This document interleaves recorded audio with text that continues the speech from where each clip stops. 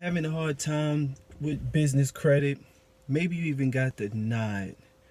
By the end of this video, I'm going to give you a business credit tip that can help you improve the performance of your business and the foundation of your business for better credibility, as well as if you stay to the end, I give you a tip that'll help you become more credible 10 times and legitimately have more social proof so that you can be found quicker and have a better chance of getting that business credit and credibility you need for more success.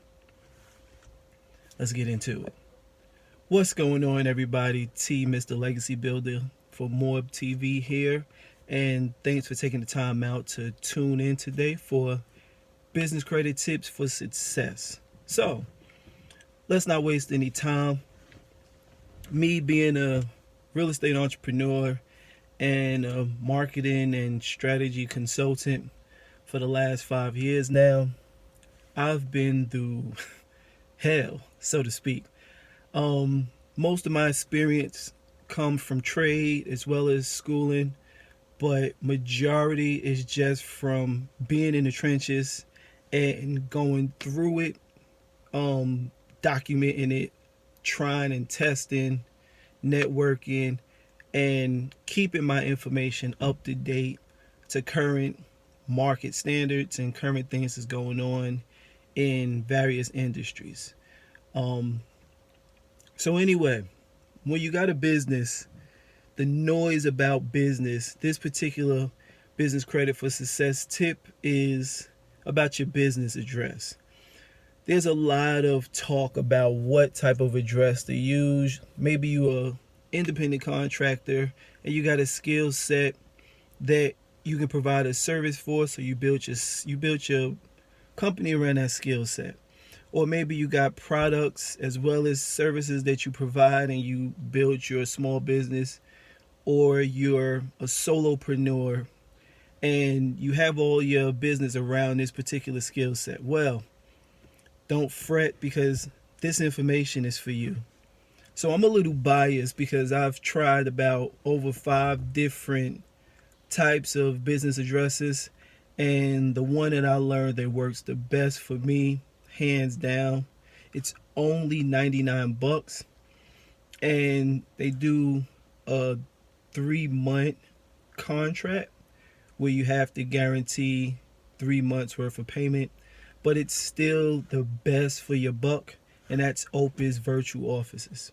Of course, all links are always going to be in the descriptions, and keep in mind, while I might get compensated from the links that I do provide as an affiliate, they are at no further cost to you, so it doesn't bother your pocket at one bit. So anyway, when you're trying to do a business, there's different tiers and different levels. If you're bootstrapped, I mean real bootstrapped, whether you got a home-based address, that'll work for you. Honestly, you can use the home-based address and just get you a post box or UPS store and use that as your mailing address. You'll see that a lot on Instagram sites and platforms where people are giving you their PO box as the mailing address and they're conducting businesses. A lot of those are home-based locations. Some of them are even UPS stores. But you got the mailing address of your home, the post box, you also got the UPS store, and you got these virtual offices. Now, there's a couple of virtual offices out there. You got Regus.com, Regus.com. You have Opus Virtual Offices, as well as you got Corporate Serve and other offices. I've personally used 2 out of the 4 or 5 that'll be in the description. But when you're starting your business, you're gonna need a couple of things: the phone number, an email address, a fax number. You got to be listed in the 411, and things of that nature. One of the main reasons, if not the main reason, why Opus Virtual Offices was my go-to when I did the research. That's the tip. When you research, Google it. Don't Google for the reviews and look at the good reviews.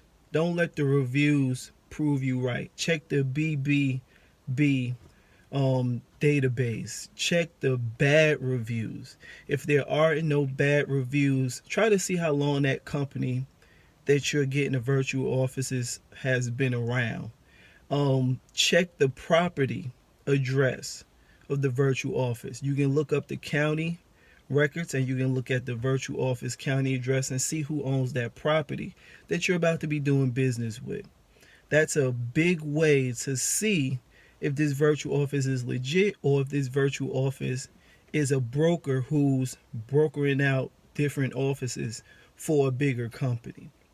That was actually the thing that got me a couple of years back, where I went with a service and they were fairly new. They had good reviews on Yelp, but I didn't dig into research. I just was too busy looking at the good reviews. I couldn't really get them on the phone, and when I got them on the phone, it just didn't sound right. So if I can leave you with anything, the biggest takeaway from this is, if you can invest in yourself, maybe you are bootstrapped, but you have $100 that you can invest in yourself, I would say take that investment. Here's a CYA tip. It's an expense. You can always expense it at the end of the year. However, I am not an accountant or attorney, so CYA, see your accountant or see your attorney, just to validate that and make sure of that. But in regards for myself and my team, my attorney expenses it, so that's why I say you can expense it. However, take that investment and go ahead and invest in yourself. Go ahead and invest in a virtual business address. Check out Opal virtual offices at the bottom. Opus. I might be saying it wrong. Excuse my accent, but just check out the links below. You want to make sure that you got a virtual office address that is not coming up as a mail drop address. That's the tip. There's a lot of these virtual addresses out there that come up as mail drop addresses. Make sure that when you doing your research, you're checking these addresses. Call them up. Don't be afraid to call them up and ask them, hey, will you guys show up as a mail drop address? A mail drop address could get you denied with banks and when you're trying to get a business account. And that's mainly because they're going to ask you about a physical address. And if it's a mail drop center, then that's not your physical address.